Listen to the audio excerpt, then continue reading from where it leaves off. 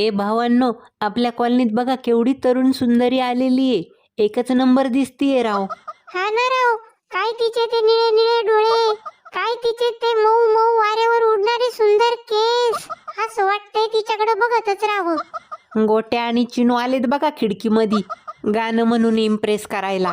भावा, आपल्या कॉलनीत केवढी सुंदर अप्सरा आलेली आहे रे.